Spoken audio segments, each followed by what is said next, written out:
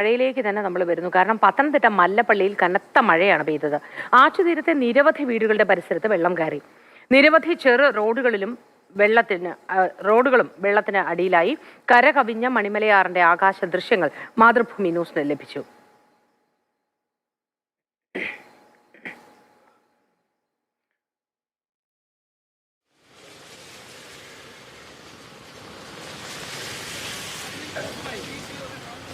T K Abhilal വിവരങ്ങളുമായി ചേരുന്നു. Abhilal, good morning.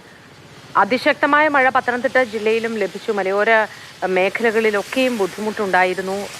മരങ്ങളൊക്കെ കടപുഴകി വീണ്ടിരുന്നു. ഈ ആകാശ ദൃശ്യങ്ങളിൽ അത് വളരെ വ്യക്തവുമാണ്. ഇന്ന് മഴയുടെ സ്ഥിതി എങ്ങനെയുണ്ട് ജില്ലയിൽ, അഭിലാൽ? Good morning. മഴ കനത്തിട്ട് ഇന്ന് 9ാം ദിവസമാണ്. ജലസ്രോതസ്സുകൾ, പ്രത്യേകിച്ച് നദികൾ അടക്കമുള്ളവ കര കവിഞ്ഞ് ഒഴുകുന്ന തരത്തിലേക്ക് കാര്യങ്ങൾ എത്തിക്കൊണ്ടിരിക്കുകയാണ്. ദൃശ്യങ്ങളിലുള്ളത് മല്ലപ്പള്ളി താലൂക്ക് പരിധിയിൽ വരുന്ന മല്ലപ്പള്ളി, വെണ്ണിക്കുളം, പടുതോട് മേഖലയാണ്. ഇന്നലെ ഉച്ചയോടുകൂടി തന്നെ പലയിടങ്ങളിലും നദി കര കവിഞ്ഞ് ഉൾപ്രദേശങ്ങളിലേക്ക് വെള്ളം കയറി തുടങ്ങിയിരുന്നു. ഇന്നലെ വലിയ തോതിൽ ആളുകളെ മാറ്റി പാർപ്പിക്കേണ്ടി വരും എന്നുള്ള ആശങ്കയുണ്ടായിരുന്നു. പക്ഷേ ഉച്ചയ്ക്ക് ശേഷവും രാത്രിയിലും മഴയുടെ തോത് കുറഞ്ഞതിനെ തുടർന്ന് ആ ആശങ്കകൾ മാറിയിട്ടുണ്ട്. ജലനിരപ്പിൽ ഒരല്പം കുറവുണ്ട് എന്നുള്ളതാണ് പ്രദേശവാസികളും തീരത്ത് താമസിക്കുന്ന ആളുകളും നൽകുന്ന വിവരം. എന്തായാലും ആ മേഖലയിലെ ആളുകൾക്ക് ജാഗ്രതാ മുന്നറിയിപ്പ് നൽകിയിട്ടുണ്ട്. കിഴക്കൻ മേഖലയിൽ, പ്രത്യേകിച്ച് കോട്ടയം ജില്ലയിലടക്കം കനത്ത മഴ പെയ്യുകയാണെങ്കിൽ മണിമലയാറ്റിൽ വെള്ളം ഉയരാനുള്ള സാധ്യതയുണ്ട്. എങ്കിൽ മാറി താമസിക്കാൻ ആവശ്യമായ സജ്ജീകരണങ്ങളുമായി തയ്യാറെടുത്ത് നിൽക്കാനാണ് ജില്ലാ ഭരണകൂടം തീരദേശവാസികൾക്ക് നൽകിയിട്ടുള്ള നിർദ്ദേശം.